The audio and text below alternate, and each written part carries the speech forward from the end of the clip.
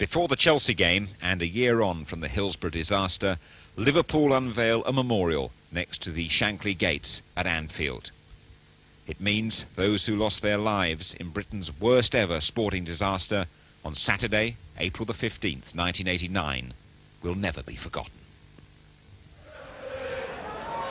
Gillespie. Chelsea have defended very calmly so far.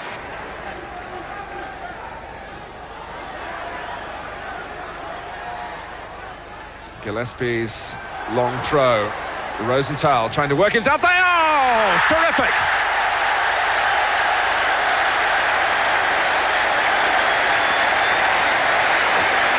What an acquisition he's turning out to be. The manager who hasn't yet committed himself to Ronnie Rosenthal joins in the applause for that sharpest of turns and swiftest of shots. 1-0, Ronnie Rosenthal's goal, his 5th in Liverpool red. Barnes, Rosenthal wants to whip it in quickly. He does have an individual streak that if Liverpool do keep him, they might want to harness to their basic battle plan.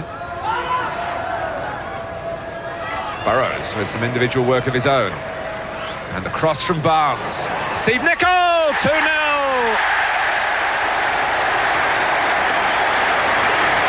Again, Kenny Dalglish joins in the applause, and I think there was a smile to go with it this time.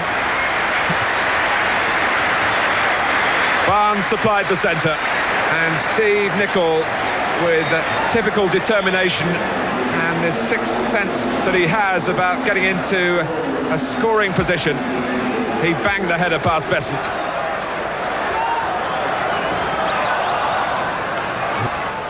And now Barnes. Good tackle by Hall. He's asked to provide another one now, and he can't. Barnes skips past him. Rosenthal! He was unmarked. The goal was there for the taking. And again, as with Nicol's goal in the first half, Barnes set it up. But really, so much has gone Rosenthal's way since he came here from Belgium. You've got to expect the odd miss as well.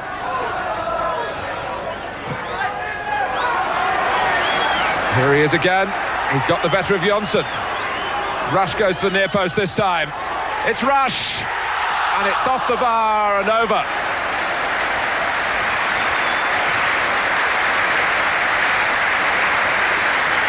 Well, Ian Rush, still so relevant for Liverpool while we talk of the newcomers around him.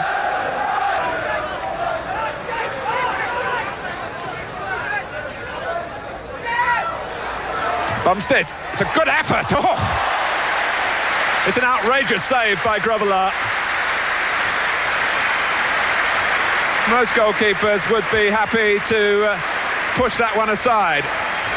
A beautiful shot from Bumstead, and Grobbelaar caught it. Terrific.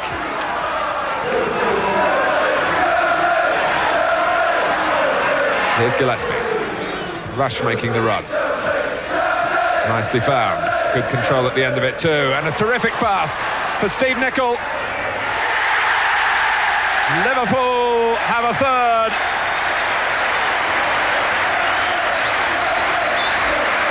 And it was put together in a high-class way, in keeping with the values that they preach at Anfield. Rush made it. Nicol scored it. His second. Rosenthal. Maybe a fourth in the offing for Liverpool. Barnes, booted out by Moncau.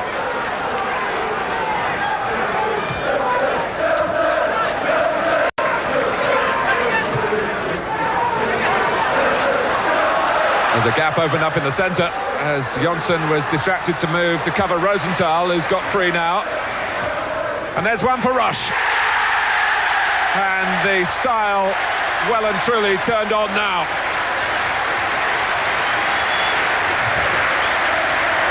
Well, he hasn't smiled too much recently, Kenny Dalglish. but he's beaming now. Rosenthal, Rush, 4-0. Chelsea certainly haven't been impotent here. They've kept their heads up, they've tried to go for goal throughout, but they've come second again against Liverpool by quite a long way. Dixon, is he away from Hansen? Kerry Dixon has the last word for Chelsea. Reward there for battling away. Robillard depressed to lose a goal in stoppage time, but Dixon has had some threatening moments throughout the game, and now he has a goal to his name. Bruce Rioch's first game as Millwall manager came with a bit of history. He used to play for Villa, winning a third division title medal with them 18 years ago, and as a manager he denied them a place at Wembley just a couple of months back, beating them twice with Middlesbrough in the Zenith Data Systems Cup. Villa found it a struggle against Rioch again here, David Platt trying the acrobatic, finding goalkeeper Keith Brannigan every bit as agile. Platt has had a terrific season overall, although his form has dipped over the past couple of months and Villa's title challenge has faltered as a result. That said, he was their greatest goal threat against Millwall, and Brannigan had to be brilliant again to deny him before half-time. Villa's realistic hopes of overhauling Liverpool effectively ended in midweek, but they are at least guaranteed a top two finish. Platt bundled in with 10 minutes left to make sure of that. The aim now is to finish the campaign with a flourish and see where it takes them. Millwall now 18 games without a league win, a run stretching back to December when they beat Villa.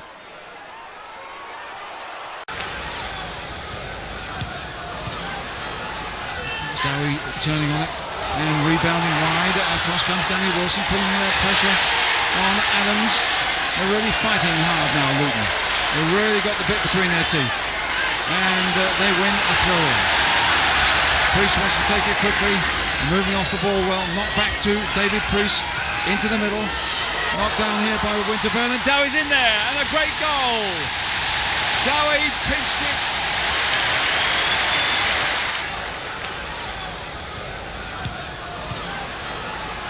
A little bit anxious at times, but here's Tim Burke, who's had a superb game, 203 game here. Breaker and Bannon with Wilson. Breaker keeps going down the right-hand side. Wilson picks him out. Adams can't even grab him. Breaker's now in a great position. In goes Kingsley Black, and he's got it. What a superb goal. Kingsley Black finishes it off, but the run by Breaker, the pass by Wilson was absolutely top draw. And it's 2-0 to Luton Town. Well, and that is not the form of a side going down. Luton's win means Sheffield Wednesday suddenly have reason to be nervous. Having reached 40 points by the penultimate Saturday in March, they ought to have been safe long ago. Perhaps complacency has set in. Paul Parker allowed to run 50 yards unchallenged, Roy Wegerle able to get the cross in with minimal resistance, Colin Clark left free at the back post to finish. From a defensive point of view, it was a thoroughly avoidable goal. Wednesday still had plenty of time to turn it round though. David Hurst spun himself into the perfect position to equalise and then lost his bearings. Peter Shirtliff then went closer still. A great piece of attacking enterprise this, and it deserved better. But a fourth straight defeat means the pressure is on now. Wednesday, 3 points ahead of Luton, go to relegated Charlton next Saturday. It now feels like a match they must win.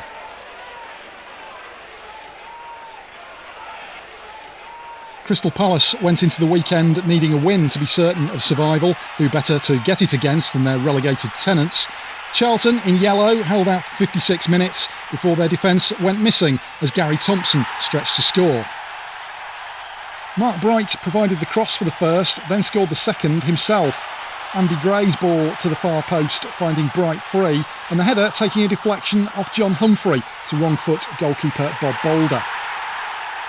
The First Division's least effective attack couldn't find a way back, a relief to a Palace defence without the injured Andy Thorne and Jeff Hopkins. This was as worrying as it got. Scott Minto thwarted by Nigel Martin.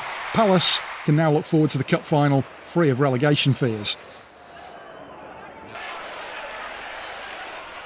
It would take a freakish set of results to send Derby down, although the fact there's still even a slim mathematical chance of relegation ought to be a cause for alarm, given that they were 7th less than 2 months ago.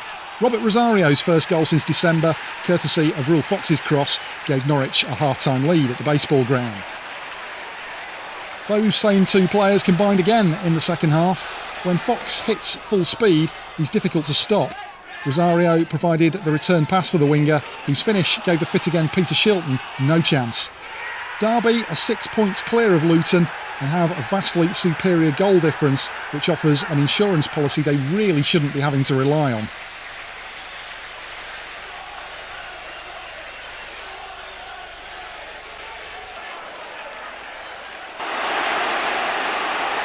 David White. Lovely mover. Oh, McDonald's mistake. Adrian Heath. Niall Quinn.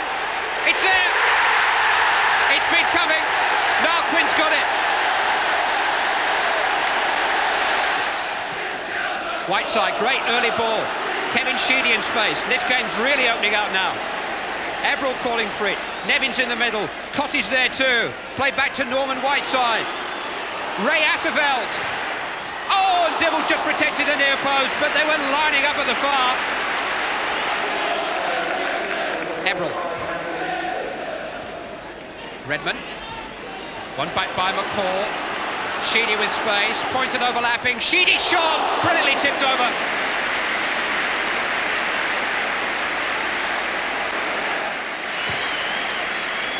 McCall, Whiteside, Sheedy, tries luck again, oh, and it's just out! They're getting closer and closer.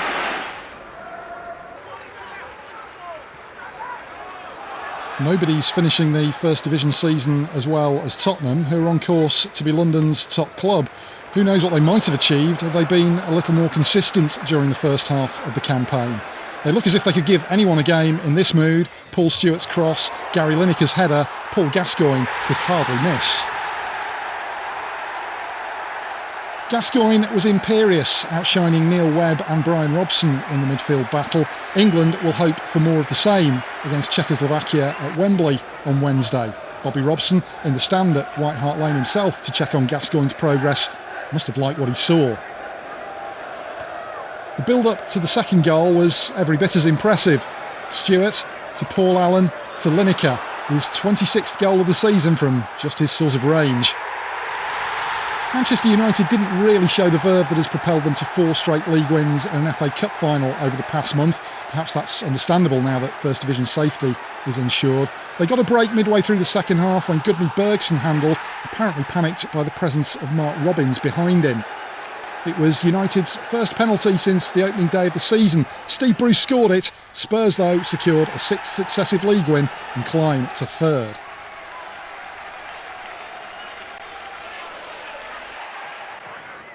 Osman gets it away, and then Wallace, good ball. Horn. Now then, Rodney Wallace to his left. And he finds Rodney Wallace. Yes!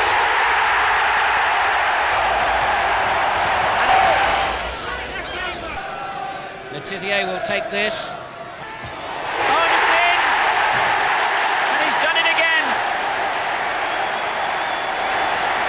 Rodney Wallace is second of the game.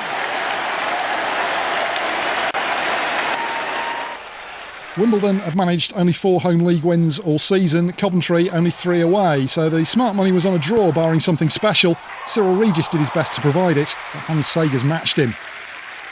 Clive Goodyear has only just returned to the Wimbledon side after an absence of nearly 2 years. He was involved in their best moments in the second half, the full-back crossing onto Paul Miller's head, but the chance got away to the relief of Coventry's defence and those who selected the game on their pools coupon.